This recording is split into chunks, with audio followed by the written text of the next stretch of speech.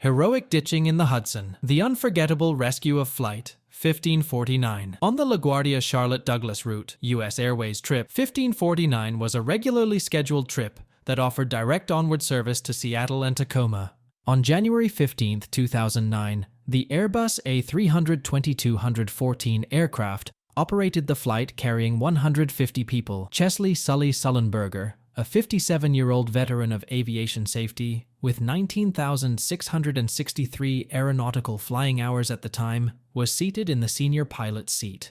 Sully was accompanied on the flight by First Officer Jeffrey Skiles, who was flying his maiden A320 assignment.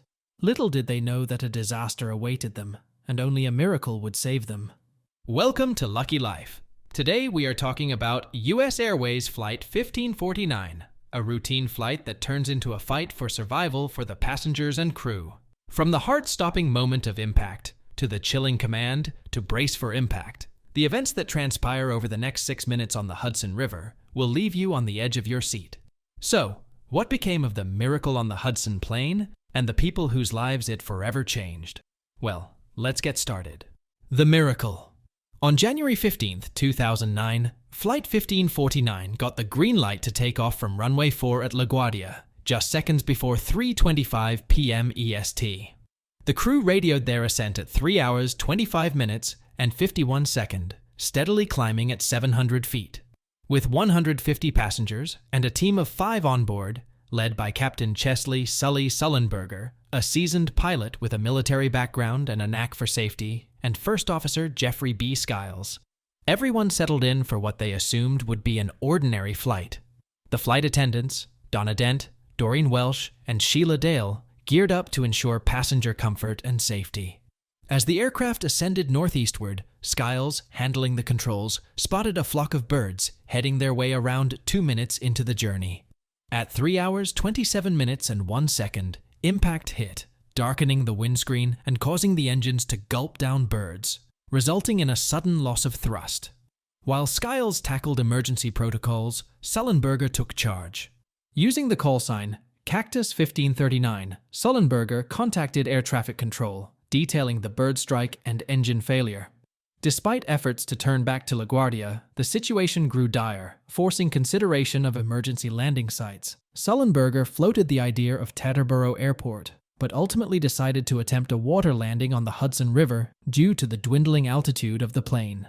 In those nerve-wracking moments, the aircraft narrowly skimmed over the George Washington Bridge before Sullenberger issued the chilling command to brace for impact. With the crew's calm guidance, passengers braced themselves for whatever lay ahead. The rescue. The dramatic 6-minute flight ended at 3:31 p.m. as the plane made an unpowered landing while heading south at approximately 150 miles per hour, right in the middle of the Hudson River, near 50th Street in Manhattan and Port Imperial in Weehawken, New Jersey. Captain Sullenberger later explained in a CBS interview that his training led him to choose this spot for the landing, aiming for an area near active boats to increase the chances of a swift rescue. Fortunately, the landing site was close to 3 boat terminals, including those used by ferry operator NY Waterway and tour boat operator Circle Line Sightseeing Cruises. Once the plane stopped in the river, it started drifting southward with the current.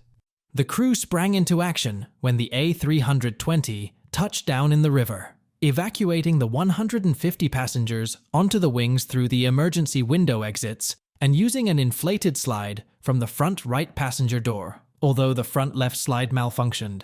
Amid the chaos of the slowly sinking plane, flight attendants worked tirelessly to guide passengers to safety.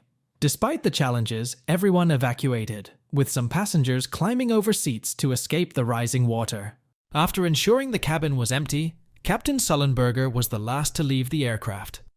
Evacuees, some wearing life vests, waited for rescue on the partially submerged slides or stood on the wings, while others opted to swim away from the plane, fearing a potential explosion.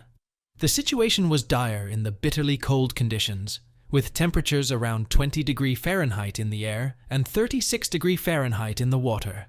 Despite the swift evacuation, there were still 5 serious injuries, including a flight attendant who suffered a deep leg laceration.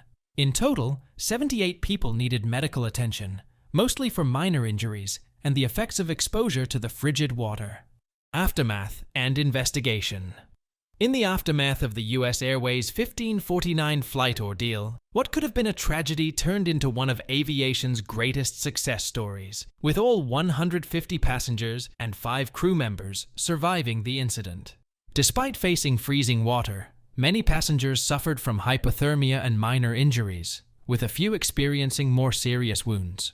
A flight attendant even required surgery for a leg injury, while a passenger sustained eye damage from jet fuel exposure.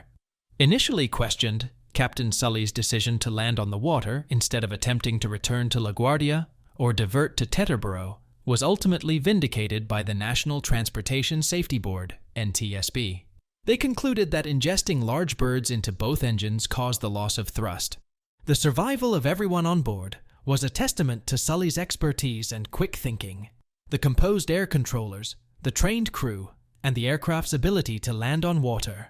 Additionally, favorable weather conditions and the swift response of emergency crews near the ditching site all played crucial roles in ensuring no lives were lost. Airbus, a 320-214.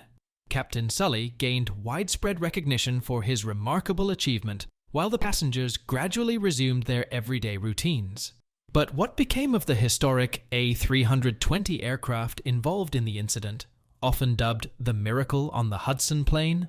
The A320-214, operating as Flight US 1549, suffered extensive damage and waterlogging during the unpowered landing.